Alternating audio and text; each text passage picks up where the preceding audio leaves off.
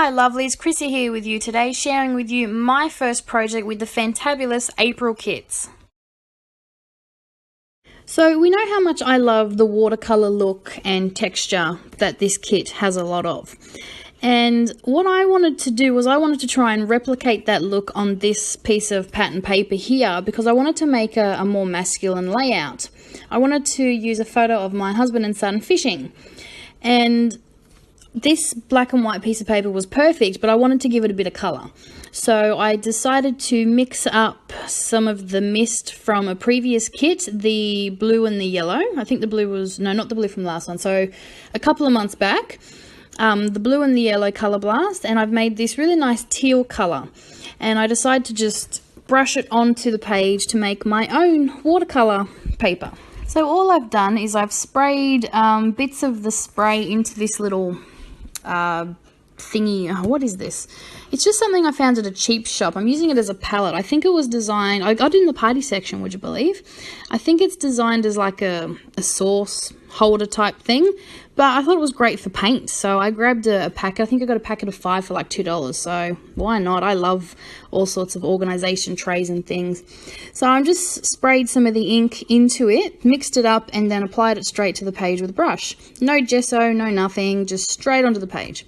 Now, because I don't waste any form of ink or paint, I've got out one of my old art journals and just putting that straight in painting it into the journal, so there's no wastage. Then I'm just going to add some splatters in the blue just to give it a little bit something more, and then that's going to be my background done, so I'm going to let that dry. Then in the Project Life kit we got some of these awesome what were they? It was a cut apart sheet, but they had like a gloss resist on it. And what I wanted to do is I wanted to colour it. So all I've done is I've sprayed some ink on my craft sheet, mushed it together, and then just applied it straight to the card. And it looks fantastic. And I'm kind of sad that I end up cutting this card up. But I love the way it looked. And then, of course, again, because there's no ink wastage, I get out my art journal again and just slosh all that in there. No wastage in this house, no wastage at all. And then you'll see that you can see the words come out because that's that gloss resist. Now you can see that it does have a bit of ink on it, but if you literally, all you do is you just get some paper towel or a wet one and just rub it off, sort of like buffing the gloss. And yeah, it comes up beautiful. Now this card, I really loved how it turned out, but it just didn't work on the layout in this shape, so I do end up cutting it down. But I think I'll definitely be doing this and making a card or something just so I can keep this awesome technique. It looks great. You really should give this a go. That's the good thing about a gloss resist. You can colour it in any way. You can use ink, spray, paint. Well, actually, I don't know about paint. That'd be interesting. But yeah, so they are designed to be coloured, and then that glossy part becomes a resist and resists that colour that you put on there. So now I'm going to start putting the layout together, and as you can see, I try and make it work because I loved the way the ink looked on the card and the watercolour. It just looked beautiful, but it just wasn't right. And then I cut it down and hope that I can still use it, but no. So in the end, I just cut around the words so I can keep some of that colour, and I'm going to use that as my title and as sort of a focal point next to the photo. But then you'll notice that it is the same colour as the background. So I decide to put some layers of tissue paper down to help this, you know, get another colour in there and get a bit of, what's the word I'm looking for? Contrast, that's the word I'm looking for. So yeah, so I'm going to go into my stash and get out some black tissue paper. But first I'm going to layer my photo on a Project Life card. Now I've been doing this a lot lately, mostly because I don't like to cut into 12 by 12 pieces of pattern paper. I get too scared to do it because they're all so pretty, but I find that the Project Life cards fit perfectly if I've trimmed my photo down a bit.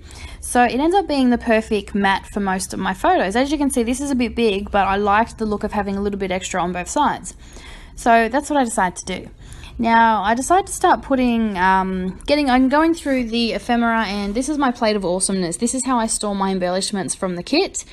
And I go through and just get out a few things that I think I might want to use on the layout. So I'm going through the ephemera that came with, that matches the papers. And it's there's a lot of flowers and things, but I didn't really want to put flowers on this layout, so I'm going through and getting out some of the black pieces. I think there's what I use as a tab up there that says remember this, I think, or remember, things like that, just things that I can use on this layout. Then I cut into the big A4 printable word phrase thingies that we got. Very technical today, very technical in this voiceover, but you know what I mean, that big black and white sheet. And I cut out some of the phrases that I'm going to use as part of my little title cluster down the bottom here as well. So once I've worked out the bits and pieces I want to use, I've decided to add a bit of dimension to this spread as well. So I grabbed some foam out of my stash and go to mount my photo on some foam. And it's about here that I realised, yeah, I need something behind the photo just to help give it a bit of contrast and to make that title, the Love This Resist, stand out against that background. So I go into my stash and I get out some black tissue paper. And I just cut a chunk of it out, squish it up a bit, make it fit my photo as a bit of a frame, and then I just grab my stapler and staple it together. I think I folded it in the middle. I'm trying to rough up some layers of it. I'm trying to get into this whole layering thing. If you've seen any of my layouts, very rarely do I add anything behind my photos apart from either a piece of paper or cardstock or a doily or some mixed media. I'm trying to add a bit more, get some layers in there and get some texture. So I thought the tissue paper was a great way to do this because it gives it another layer. It's not perfectly cut, so it's not perfectly straight, which is something I like. I love the jagged edges and, you know, that it's a bit crooked. I love using staples on masculine layouts. I think it adds a bit of a grungy feel. Not that you can see any, but yeah, so stapled it together. I did crumple it up first because I do love the texture that gives. So I've crumpled it up, stapled it behind my photo, and I really like that. I think it really helps make the layout and bring that photo out as a focal point.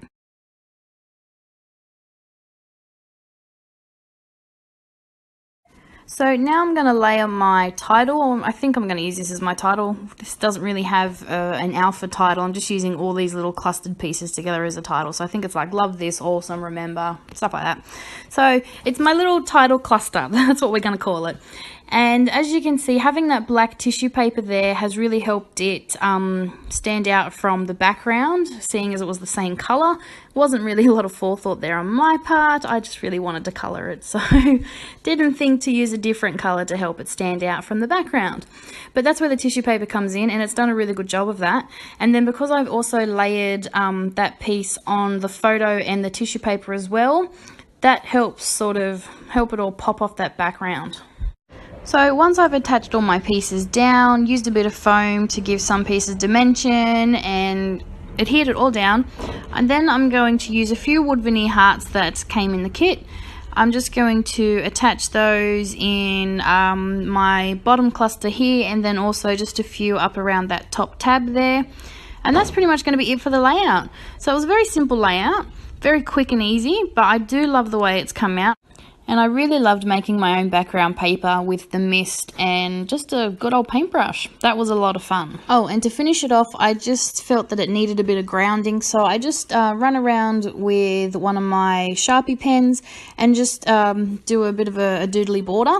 But then I felt it wasn't standing out from the background paper enough. So I just run around and make it a bit thicker and color in sections of it. So you'll see in the end photo what I mean. So thanks for watching. I really enjoyed making this layout, and I hope you've enjoyed the video too. I'll be back soon with more from the fantastic April kits, so stick around and see what the other DT girls come up with as well. See you soon. Bye.